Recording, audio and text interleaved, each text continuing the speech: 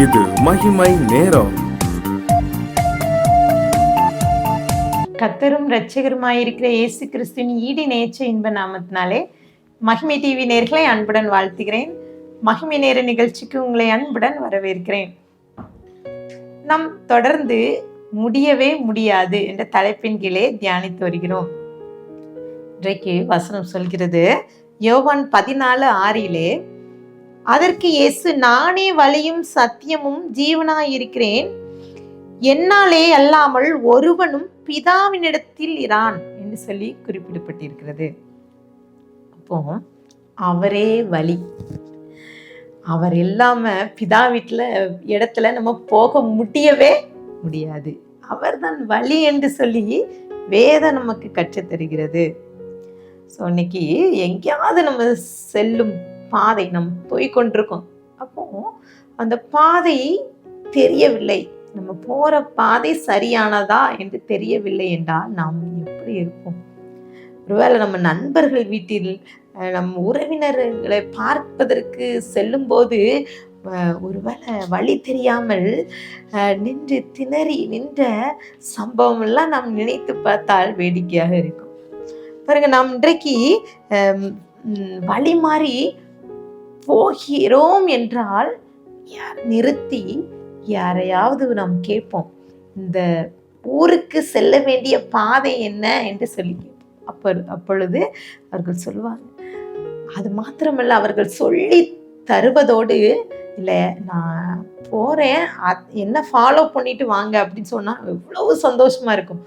இங்கதான் வழின்னு சொல்லதை விட என்ன ஃபாலோ பண்ணுங்க அப்படின்னு சொல்லும்போது நம்ம ரொம்ப சந்தோஷமா திருப்தியா போவோம். இந்த நபர் நமக்கு சரியான பாதையில கொண்டு விட்டு விடுவார் என்ற நம்பிக்கையில செல்லுவோம் அல்லவா? அதே போலதான் ஆண்டவர் இயேசு சொல்றார், நானே வழி, என்னை பின்தொடர்ந்தா, என்னை கவனிச்சு நீங்க என்னை பின்தொடர்ந்து வந்தா நான் பிதாவினிடத்தில் சேர்ப்பேன்னு சொல்றேன். பாருங்க, ஆண்டவராக இயேசு கிறிஸ்து நடந்து சென்று கொண்டு இருக்கும்போது ஒரு மனிதன் ஓடி வந்து அவர் பாதத்துல விழுந்து, நல்ல போதகரே, நித்திய ஜீவனை சுதந்திரித்துக் கொள்ள நான் என்ன செய்ய வேண்டும் என்று கேட்கிறார். அப்போது அந்த இயேசு அந்த மகனை பார்த்து சொல்றான், நீ கொலை செய்யாதிருப்பாயாக, விபச்சாரம் செய்யாதிருப்பாயாக, களவு செய்யாதிருப்பாய, தாய் தகப்பனுக்கு கீழ்ப்படின்னு இதெல்லாம் என் சிறு வயதுலேருந்தே நான் செய்கிறேன். ஸோ இதெல்லாம் நான் ஒழுங்கா இருக்கேன் அப்படின்னு சொன்னப்போ ஆண்டவர் சொல்றான்,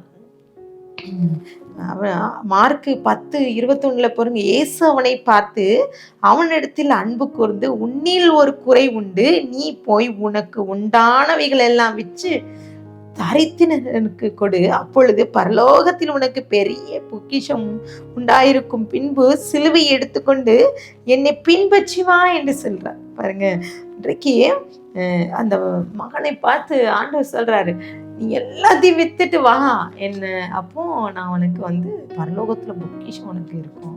அப்போ அவன் மிகுந்த ஆஸ்தி உடையவனா இருந்ததுனால அவனுக்கு அதை ஏற்றுக்கொள்ள முடியல.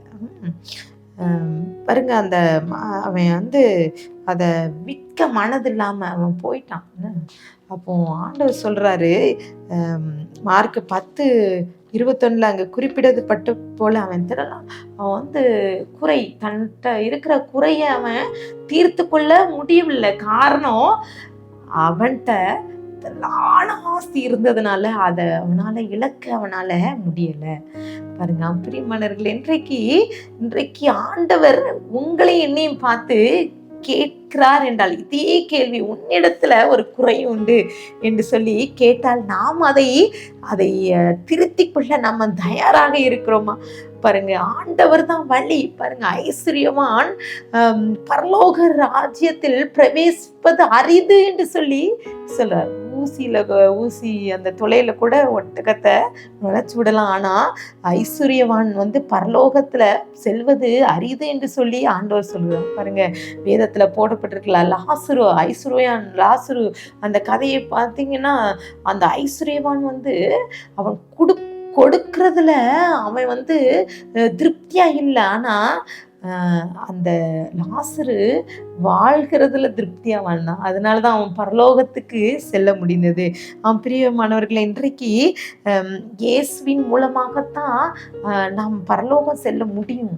இல்லைன்னா அவர் தான் வழி என்பதை நாம் அறிந்து கொள்ள வேண்டும். பாருங்க, இன்றைக்கு ஒன்னே ஒன்று தெரிஞ்ச, தாயின் வயிற்றுல நம்ம நிர்வாணியாக வந்தோம், நிர்வாணியாக தான் போக போகணும். ஒன்றும் இந்த உலகத்தில் நம்ம எதுவும் கொண்டு வந்ததில்லை, கொண்டு போகுதில்லை. அதைத்தான் முதலாவது இன்றைக்கு ஒரே ஒரு காரியத்தை ஆண்டவர், உன்னிடத்தில் ஒரு குறைவுண்டு. நம்மகிட்ட நிறைய குறை இருக்குல்ல. ஒருவேளை அந்த ஐஸ்வர்யவான் விற்று தரித்திரன் கொடுக்க அவனுக்கு மனசு இல்லை, ஆனால் அவன்கிட்ட ஒரே ஒரு குறை தருது. ஆனால் நம்மகிட்ட எவ்வளோ குறை இருக்குது. ஆண்டவர் தான் வழி. ஆண்டவரை பார்த்து ஆண்டவர் பின்பதாக நம்ம செல்ல வேண்டும்னா நம்மகிட்ட இருக்கிற குறைகள், குற்றங்கள் எல்லாத்தையும் விட்டு ஆண்டவரை நோக்கி பார்த்து ஆண்டவர் பின்பதாக நம்ம செல்லும்போது நிச்சயமாக நம்ம பரலோகம் செல்ல முடியும். ஆண்டவர் தான் வழி.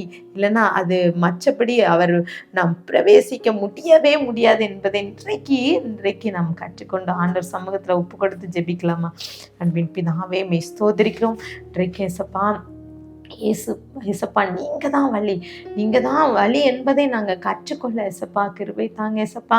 எங்கிட்டே நிறைய குறைகள் உண்டு ஏசப்பா. நாங்களும் ஏசப்பா கொடுக்க மனதில்லாமல் இருக்கிறோம், இருப்பதில் திருப்தி இல்லாத வாழ்க்கை வாழ்ந்துட்டு இருக்கோம், அன்பு செலுத்த முடியல, நாங்கள் கோபப்படுகிறோம், நிறைய குறைகள் எங்கிட்ட இருக்குது ஏசப்பா. நாங்கள் கற்பனையின்படி நடக்கல ஏசப்பா.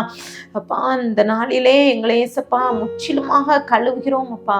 எங்கள்கிட்ட இருக்கிற குறைகள் எல்லாம் நீங்க ஏசப்பா நிறைவாக்கி கொடுங்க ஏசப்பா. அம்மாக்காக நாங்க சாட்சியாக வாழ கிருபை தாங்க. துதிகன மகிமை மக்கேறடிக்கிறோம் மீட்பர் மூலம் கேட்கிற பிதாவே, ஆமேன்.